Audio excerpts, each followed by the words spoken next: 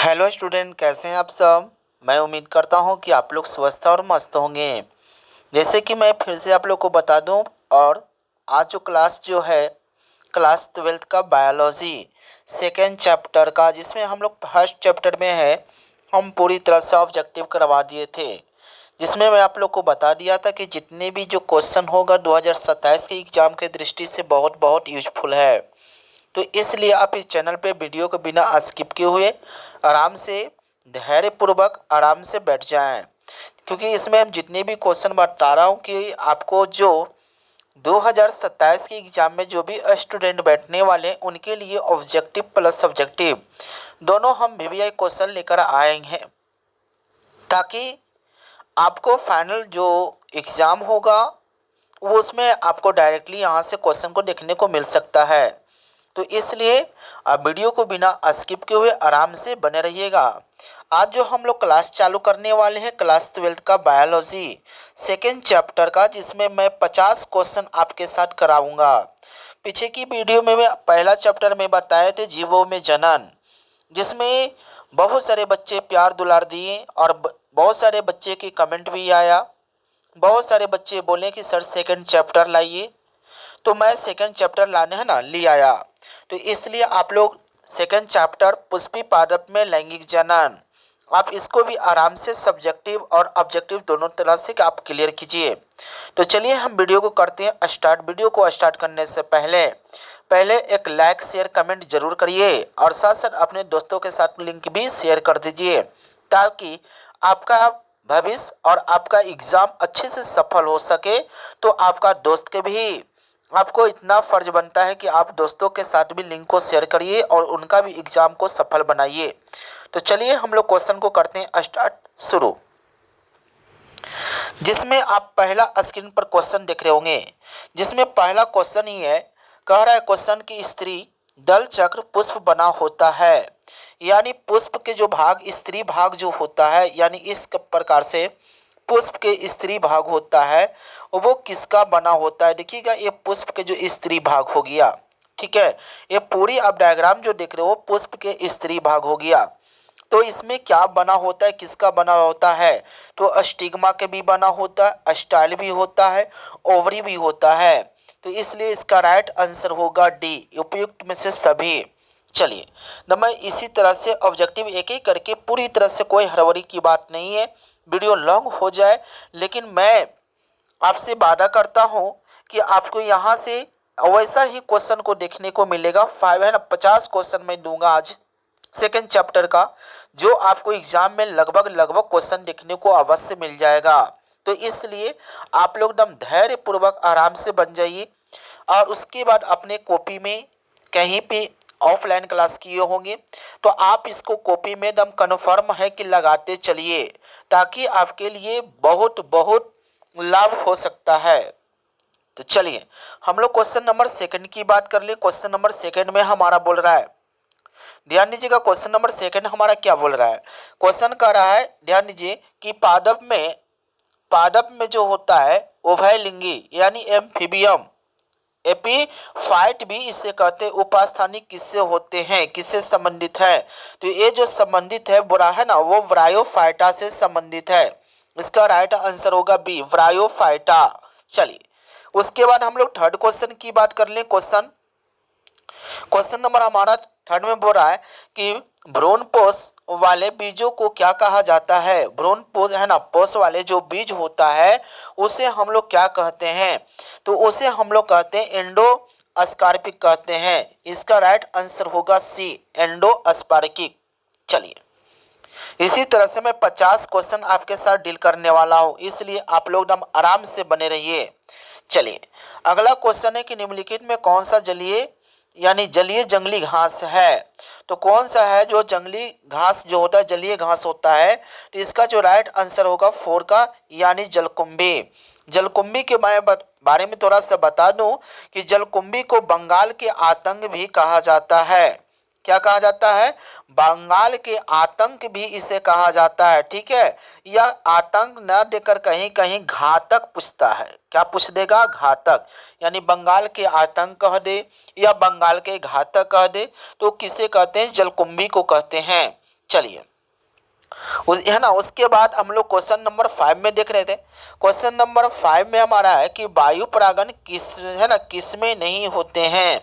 वायु परागन जो होता है वो किस में नहीं होता है। चलिए 5 नंबर क्वेश्चन पर जरा ध्यान दीजिएगा, तो वो किस में नहीं होता है।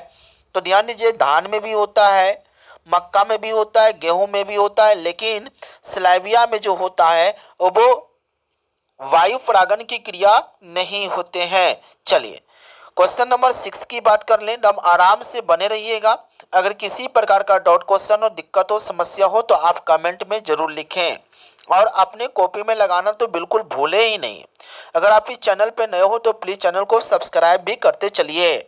चलिए उसके बाद निम्नलिखित में किस पौधे में स्वपरागन होता है ना, कह रहा है निम्नलिखित में से किस पौधे में स्वपरागन की क्रिया होता है। तो वो किस में स्वपरागन की क्रिया होगा, जब पुष्प द्विलिंगी होंगे तब जाकर क्या होगा, स्वपरागन की क्रिया होगा। इसलिए इसका राइट आंसर होगा बी, स्व है ना, द्विलिंगी पुष्प में जो होता है, बीजपत्री में जो होता है, स्वपरागन की क्रिया होता है। चलिए क्वेश्चन नंबर हम लोग 7 की बात कर लें। क्वेश्चन नंबर 7 में हमारा बोल रहा है, क्वेश्चन नंबर 7, अगुणित भ्रूणपोष निम्नलिखित में से किसकी विशेषता है। किसकी विशेषता है, तो किसकी विशेषता है, अनावृत जीवी का है। किसका है, अनावृत जीवी का। राइट आंसर होगा अनावृत जीवी। चलिए अगला क्वेश्चन नंबर हमारा 8 बोल रहा है, ध्यान दीजिए। क्वेश्चन नंबर 8 में कह रहा है कि इनमें से कौन कायिक प्रबंधन नहीं है। तो कौन सा है जो कायिक प्रबंधन नहीं है। तो देखिएगा, प्रकंड जो हो गया है ना, सूचक हो गया, सखा हो गया, चल बीजाणु हो गया। तो कौन कह रहा है कि क्या हो रहा है कि कायिक प्रबंधन नहीं है। तो कायिक प्रबंधन कौन नहीं है, तो इसका राइट आंसर होगा सूचयन का होगा चूसक। यानी चूसक जो होता है एक जीव होता है जिसे हम लोग क्या कह सकते हो, रक्त चूसक भी कहते हो। ठीक है, रक्त चूसक भी इसे कह सकते हो। यानी इसको हम लोग क्या बोलते हैं, जोक बोलते हैं। इसको क्या बोलते हैं हम लोग, जोक भी कहते हैं। ठीक है, तो इसका राइट आंसर होगा सी, यानी सॉरी बी होगा, चूसक। चलिए क्वेश्चन नंबर हम लोग का बात करते हैं, क्वेश्चन नंबर 9 की बात कर ले। 9 की कह रहा है इनमें से कौन सा फल कुट फल है। तो कौन सा फल जो है वो कुट फल है। तो राइट आंसर होगा सेब। ध्यान दीजिएगा, सेब को हम लोग और भी है ना, सेब को मिथ्या फल भी कहा जाता है और सेब को क्या है, जूठा फल भी कहा जाता है। चलिए क्वेश्चन नंबर 10 की बात कर लें। क्वेश्चन नंबर हमारा 10 बोल रहा है कि भ्रूणपोष के क्या कार्य है। भ्रूणपोष की क्या कार्य है। तो भ्रूणपोष के जो कार्य है, यानी भ्रूणपोष की क्या करता है, ऊर्जा देता है, यानी पोषण देता है, खाना देता है। राइट आंसर होगा बी। चलिए उसके बाद क्वेश्चन नंबर हमारा जो है 11 जो बोल रहा है, ध्यान दीजिएगा। क्वेश्चन नंबर 11, निम्नलिखित में से किस पौधे की प्रजातियों में बीज उत्पादन अगुणित द्वारा होता है। 11 का जो आंसर होगा वो क्या हो जाएगा, अस्पोरागायरस घास हो जाएगा। क्या होगा, अस्पोरागायरस क्या हो जाएगा, घास हो जाएगा। राइट आंसर आपका होगा ए। चलिए क्वेश्चन नंबर हम लोग बात कर लें 12 की बात कर लेते हैं। 12 नंबर में क्वेश्चन हमारा बोल रहा है भ्रूणपोष क्या है, यानी भ्रूणपोष क्या है। इसका ध्यान दीजिएगा, भ्रूणपोष क्या है। तो भ्रूणपोष जो हमारा है एक प्रकार के जो होता है, भ्रूणपोष जो होता है त्रिगुणित होता है। भ्रूणपोष जो होता है वो त्रिगुणित होता है, क्योंकि इसमें जो होते हैं वो कितने कोशिका पाए जाते हैं, 7 कोशिका पाए जाते हैं। इसमें 7 कोशिका पाए जाते हैं और 8 केंद्रक पाए जाते हैं। इसमें 7 कोशिका और 8 केंद्रक पाए जाते हैं, इसलिए 7 कोशिका अगुणित होता है और 8 केंद्रक द्विगुणित होता है। जब 8 और मिलेगा तो बन जाएगा 3n बन जाएगा, यह त्रिगुणित होगा। चलिए तो इसका राइट आंसर होगा सी, त्रिगुणित। क्वेश्चन नंबर हम लोग बात करते हैं क्वेश्चन नंबर 13। क्वेश्चन नंबर 13 में कह रहा है कि बीज चोल का निर्माण होता है, यानी बीज चोल का निर्माण होता है वो किसके द्वारा होता है। तो पेरिकार्प से होता है। किससे होता है, यानी पेरिकार्प द्वारा होता है। राइट आंसर होगा बी, पेरिकार्प। चलिए क्वेश्चन नंबर हम लोग 14 की बात कर लें। क्वेश्चन नंबर 14 में हमारा बोल रहा है, ध्यान दीजिएगा, क्वेश्चन नंबर 14 में क्या बोल रहा है। क्वेश्चन नंबर भूमि फली यानी फलनी फल है, जो भूमि में होने वाला फल है वो कौन सा फल है, यानी मूंगफली है। क्या है? मूंगफली। चलिए क्वेश्चन नंबर हम लोग बात करते हैं 15 की बात। क्वेश्चन नंबर 15 में हमारा बोल रहा है कि वायु परागण समानता पाया जाता है। वायु परागण समानता किस में पाया जाता है? तो वो किस में होता है? वायु परागण जो होता है, क्रिया होता है, घास में होते हैं। क्या होते हैं? घास में होते हैं। राइट आंसर आपका होगा बी। नम इसी तरह से वीडियो को बिना स्किप किए आराम से बने रहिएगा। अगर इस चैनल पे आप नए हो तो प्लीज चैनल को सब्सक्राइब जरूर कीजिए, क्योंकि यहाँ पर मैं जितनी क्लास 12th बायोलॉजी की बताऊंगा सभी इंपॉर्टेंट क्वेश्चन बताऊंगा, सब्जेक्टिव प्लस ऑब्जेक्टिव का। चलिए क्वेश्चन नंबर 16 में बात कर ले। क्वेश्चन नंबर 16 हमारा बोल रहा है, कह रहा है कि निम्न में से किसमें जल परागण होता है? निम्न में से किसमें जो होता है वो जल परागण की क्रिया होता है? तो किसके द्वारा होता है? जलकुंभी के द्वारा होता है। किसके द्वारा होता है? जलकुंभी के द्वारा होता है। चलिए क्वेश्चन नंबर 17 की बात कर ले। क्वेश्चन नंबर 17 में हमारा बोल रहा है कि भ्रूणपोष के सेंट्रल कोशिका होते हैं, यानी सेंट्रल कोशिका जो होते हैं कैसे होते हैं? तो वो होते हैं द्वितीयक होते हैं। कैसे होते हैं? द्वितीयक होते हैं। अगर आपको इसी तरह से पीडीएफ लेना चाहते हो, पीडीएफ भी लेना चाहते हो, सब्जेक्टिव हो या ऑब्जेक्टिव, तो आप क्या कर सकते हो? कमेंट में आप अपना नंबर सेंड कर सकते हैं। आप अपना नंबर को कमेंट में सेंड कीजिए। जो आपका व्हाट्सअप नंबर है उस व्हाट्सअप नंबर पर आपको पीडीएफ जो होगा सेंड कर दिया जाएगा। चाहे क्लास वो 9th बच्चे हो, चाहे वो क्लास 10th के बच्चे हो, चाहे क्लास 12th का बच्चे हो, या आप मेडिकल की तैयारी करना चाहते हो, तो कोई भी बच्चे जो है आप कमेंट कर सकते हैं। उस बच्चे को, जो बच्चे अपना करेंगे, 9th वाले होंगे तो 9th के लिए भेजा जाएगा, 12th वाले होंगे तो 12th के लिए भेजा जाएगा, 10th वाले हो तो 10th के लिए भेजा जाएगा, और जो मेडिकल की तैयारी कर रहे हैं तो उनके लिए मेडिकल का आपको पीपीटी क्वेश्चन कर दिया जाएगा। तो इसलिए अगर आप किसी भी प्रकार का पीडीएफ लेना चाहते हो तो कमेंट जरूर करिए। चलिए क्वेश्चन नंबर हम लोग 18 की बात कर लें।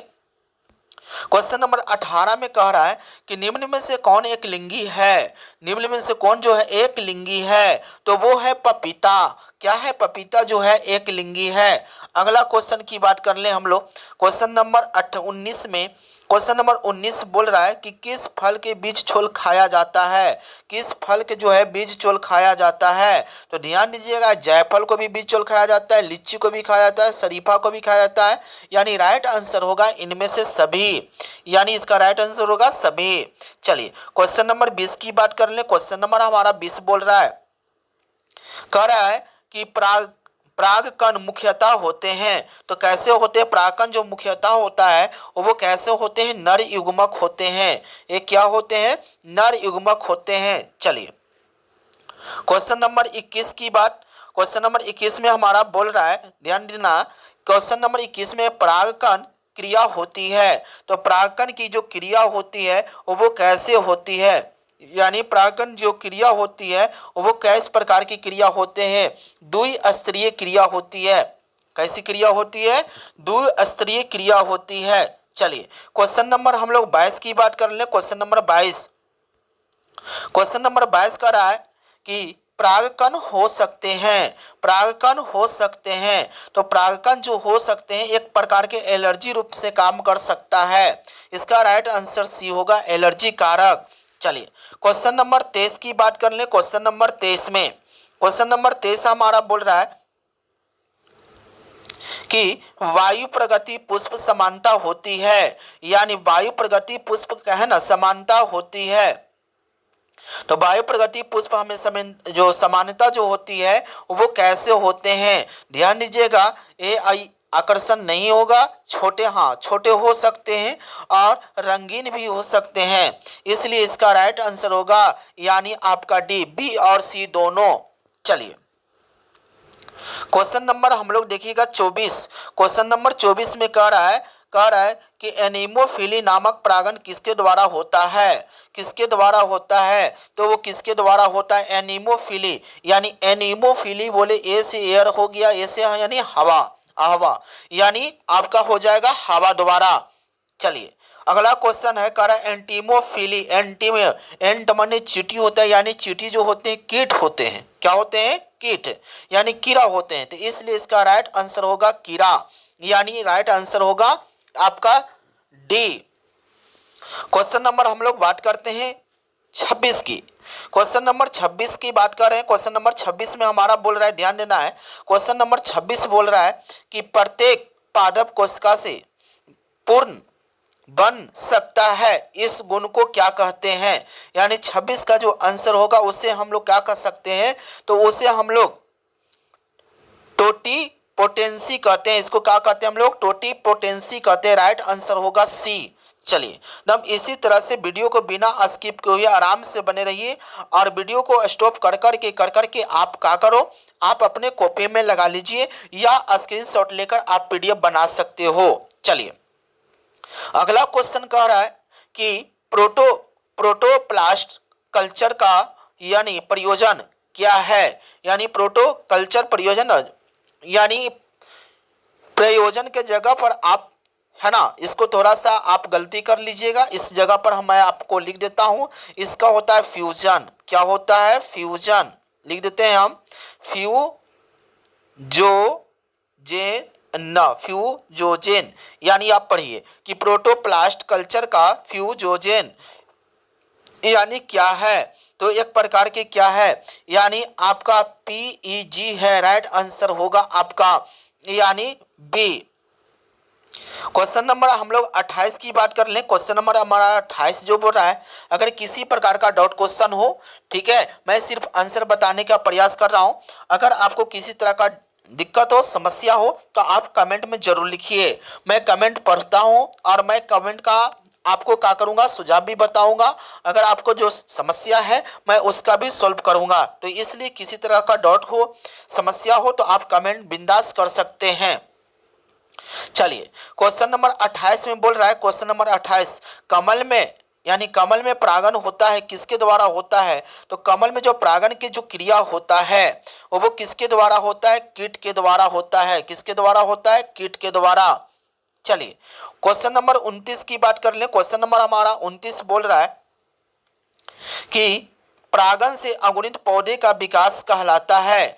है ना, पराग से अगुणित पौधे का विकास क्या कहलाता है, यानी क्या कहलाता है। 29 का जो आंसर होगा वो क्या हो जाएगा, एंडोजेनेसिस हो जाएगा, यानी राइट आंसर आपका सी होगा, एंडोजेनेसिस। चलिए क्वेश्चन नंबर हम लोग क्या करते हैं 30 की बात कर लें। क्वेश्चन नंबर 30 कर रहा है कि पुष्प बंद रहते हैं, तो पुष्प जो बंद होते हैं वो क्या है ना, बंद होते हैं वो किसमें होते हैं, तो क्या होते हैं, है ना, क्लिस्टोगैमी के द्वारा क्या होते हैं, पुष्प क्या होते हैं, बंद रहते हैं।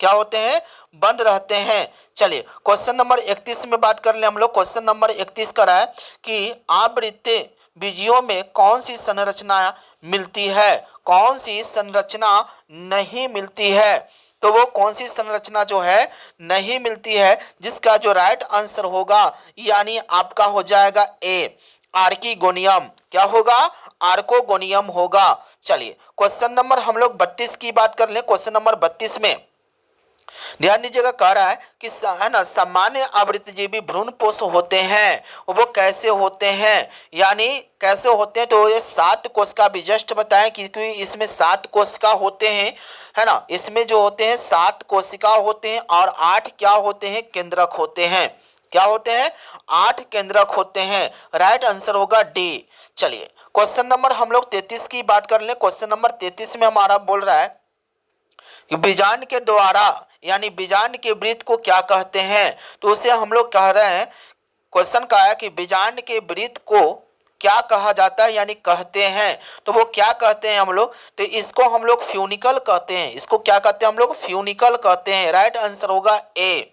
चलिए क्वेश्चन नंबर 34 की बात कर लें। क्वेश्चन नंबर 34 में हमारा बोल रहा है, कह रहा है निषेचन के पश्चात बीजांड परिवर्तित होते हैं, यानी निषेचन के पश्चात यानी बाद में बीजांड जो परिवर्तित होती है वो किस रूप में चेंज हो जाता है, तो बीज के रूप में चेंज हो जाता है। राइट आंसर होगा बी।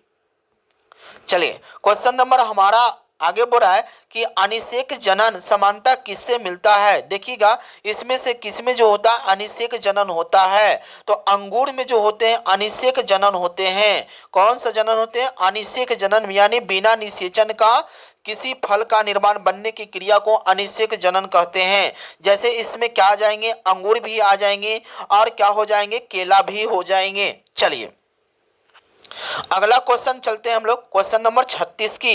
क्वेश्चन नंबर 36 में हमारा बोल रहा है, कह रहा है कि आर्थ्रोपोडस ट्रोपस बीजांड द्वारा यानी दोबारा तथा निभाग होते हैं। यानी कह रहा है कि आर्थ्रोपोडस बीजांड द्वारा तथा निर्माण यहाँ पर ध्यान दीजिए, बीजांड द्वारा निभाग, यानी किसकी बात कर रहा है, निभाग की बात कर रहा है। किसकी बात कर रहा है, निभाग की बात कर रहा है, क्योंकि इस प्रकार से आपको बीजांड रहता है। ध्यान दीजिएगा, थोड़ा सा बना देते हैं, इस प्रकार का आपका बीजांड रहता है और इसी भाग को हम लोग क्या कहते हैं, निभाग कहते हैं।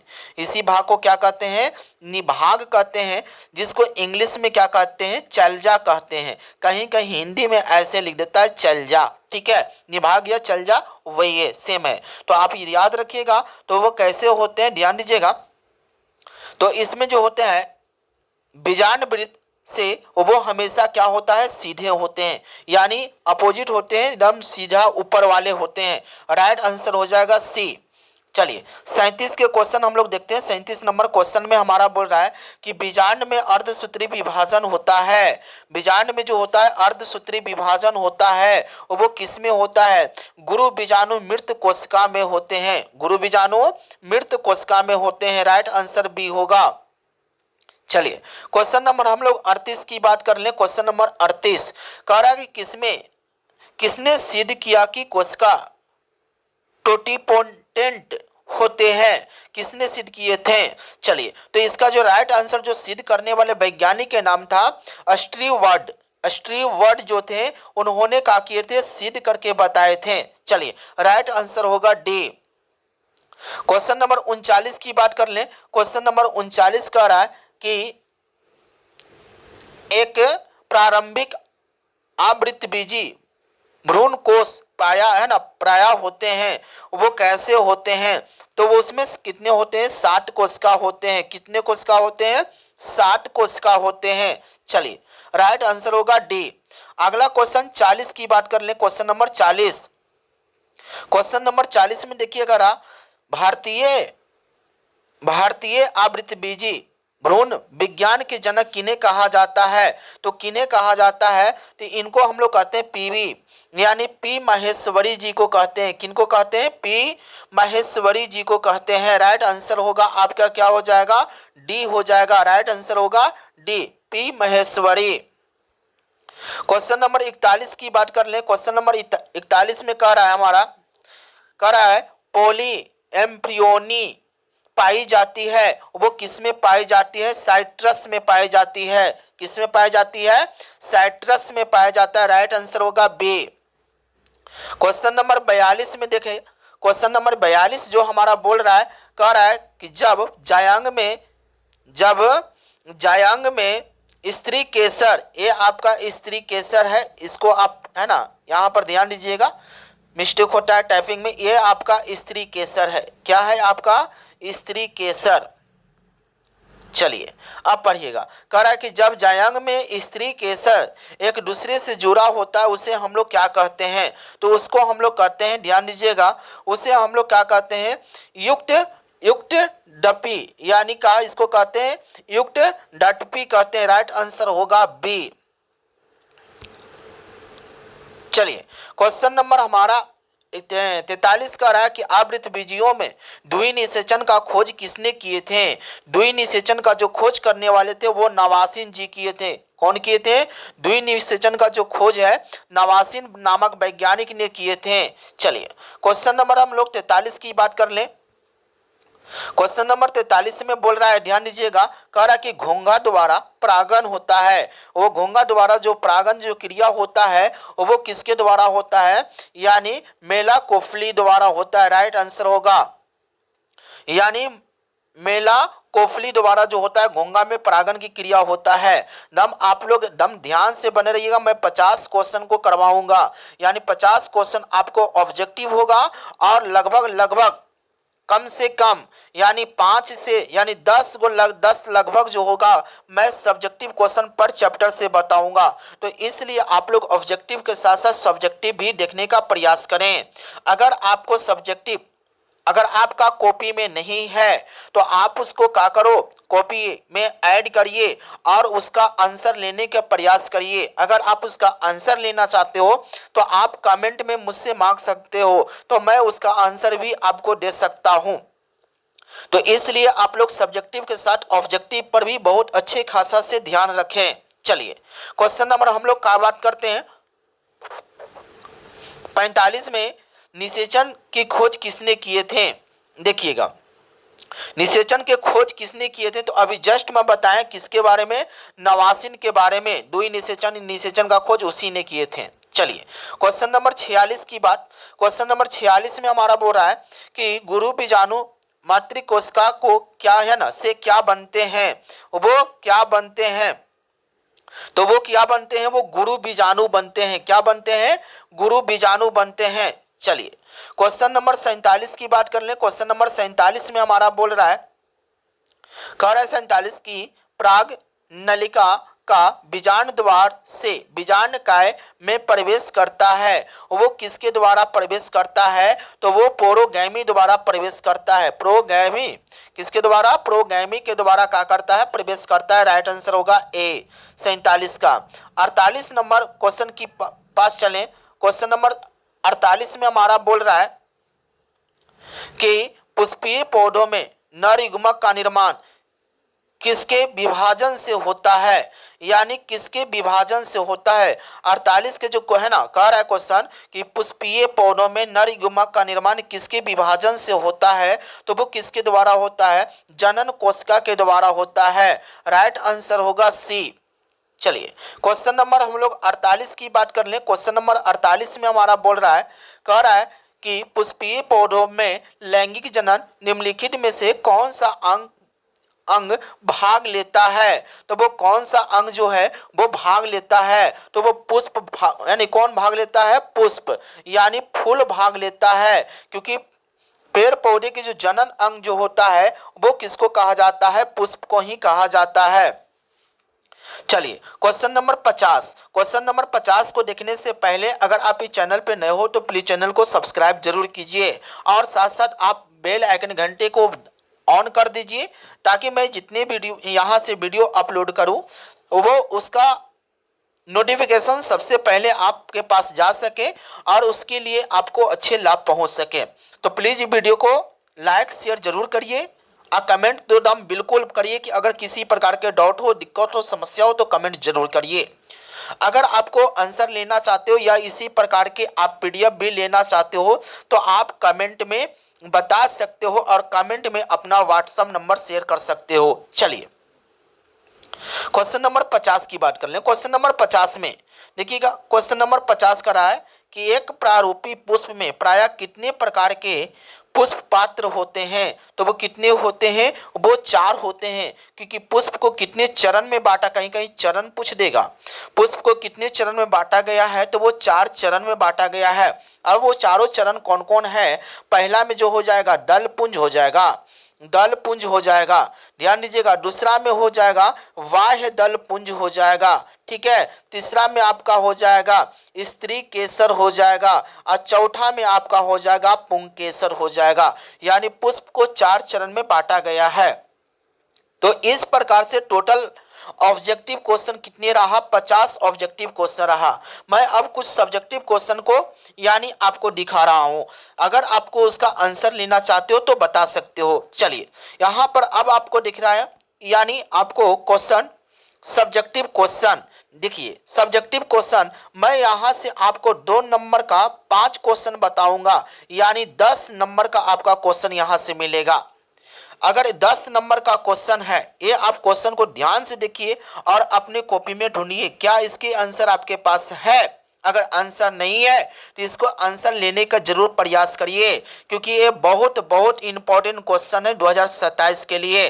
तो चलिए क्वेश्चन को एक एक करके हम लोग देखते हैं, और इसका आंसर अगर आपके पास है तो कॉपी में टिक आउट लगा लीजिए जरूर। पहला क्वेश्चन स्क्रीन पर देखिए, फूल वाले पौधों को विभिन्न भागों को क्या करना है, वनस्पति प्रजनन के नाम लिखना है।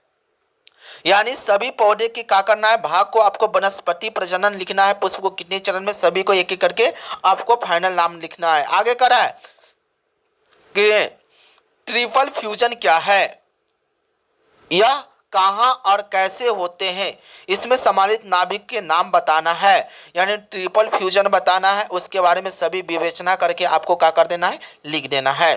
तीसरा क्वेश्चन करा है यानी बैगिंग तकनीक, यानी इसको एक और नाम है बोरावास्त्रण। क्या नाम इसका, बोरावास्त्रण। यानी बैगिंग तकनीक क्या है, यह पादप प्रजनन कार्यक्रम किस प्रकार से किया जाता है, यानी इसका बैगिंग तकनीक पढ़िएगा आपको, जिसका नाम है बोरावास्त्रण। चलिए आप इसका आंसर जरूर कहे ना लीजिए, और इसका आंसर जरूर देखिए आप। आगे करा है कि फूलों में स्वपरागण को रोकने के लिए विकसित दो यानी रणनीतियां को, यानी पुष्प में स्वपरागण को रोकने के लिए दो आपको उपाय को लिखना है। पंचमा क्वेश्चन है हाइपोकोट्री और एपिकोट्रिल में अंतर बता देना है। बहुत बहुत ये वाला इंपॉर्टेंट क्वेश्चन है, ध्यान दीजिएगा, ठीक है। आपको टोटल 5 क्वेश्चन रहा, मैं 10 नंबर के बता दिया। अब कुछ चलते हैं लॉन्ग क्वेश्चन की ओर। लॉन्ग क्वेश्चन में भी अब मैं आपको बताऊंगा, यानी आपका मात्र देखिएगा मैं 5 क्वेश्चन आपको बताऊंगा। कितने क्वेश्चन बता रहा हूं, 5 क्वेश्चन, ध्यान दीजिएगा। क्वेश्चन देखिएगा स्क्रीन पर, सेब को जूठा फल क्यों कहा जाता है, अभी जस्ट मैं बताया ऑब्जेक्टिव में। फल में कौन सा भाग यानी भाग जो है फल बनता है, आपको लिखना है। 7वां क्वेश्चन है कि एक फसली पौधे का बीज के साथ साथ वनस्पति के रूप में उगाया जाता है, ऐसे मामलों में वनस्पति प्रसार के कोई 4 को आपको लाभ दे देना है। क्वेश्चन नंबर 8 है पवन प्रगति पुष्प यानी फूल की विशेषता आपको क्या क्या होता है, उसके विशेषताओं को लिखना है। अगला क्वेश्चन है कि प्रसार के लिए पादप उत्तक संवर्धन का उपयोग करने का क्या क्या फायदा हो सकते हैं, 9 नंबर क्वेश्चन है। 10 नंबर क्वेश्चन है परागकण के अंकुरन को दर्शाने वाले स्त्री केसर के अनुदैर्ध्य खंड को यानी नामांकित आपको चित्र बनाना है, यानी पुष्प के बारे में पूरी तरह से आपको डायग्राम बनाकर उसमें लगा देना है। तो इस प्रकार से मैं टोटल आपको बताया, सब्जेक्टिव के साथ मैं 50 ऑब्जेक्टिव बताया, और उसके साथ सब्जेक्टिव और है ना लॉन्ग क्वेश्चन और शॉर्ट क्वेश्चन में दिया। अगर आपको इसी प्रकार के हर एक चैप्टर का यानी 16 चैप्टर का अगर ऑब्जेक्टिव चाहिए तो आप लोग इस चैनल पर जरूर बने रहिए। अगर आप इस चैनल पर नए हो तो प्लीज चैनल को सब्सक्राइब जरूर कीजिए, और साथ बेल आइकन घंटे को अवश्य ऑन कीजिए, ताकि नोटिफिकेशन आपके पास आसानी से जा सके। अगर आपको किसी तरह का, फिर से मैं बता देता हूं, अगर किसी भी प्रकार का किसी भी क्लास का, चाहे 9th 10th 11th 12th या मेडिकल के स्टूडेंट के लिए अगर किसी भी प्रकार का अगर पीडीएफ आप लेना चाहते हो तो आप यहां से इस चैनल के माध्यम से आप पीडीएफ ले सकते हो। बस पीडीएफ लेने से पहले बस आप लोग को एक छोटा सा रिक्वेस्ट है कि चैनल को आप अपना प्यार दुलार जरूर दें। उसके बाद चलिए मैं आपको 3 चैप्टर से मिलूंगा, जिसका नाम है ह्यूमन रिप्रोडक्शन। मैं उसी तरह से मैं फिर से ऑब्जेक्टिव और सब्जेक्टिव लेने कर आऊँगा। जब तक हमारी तरफ से सभी प्यारे स्टूडेंट को जय हिंद, जय भारत, बेस्ट ऑफ लक।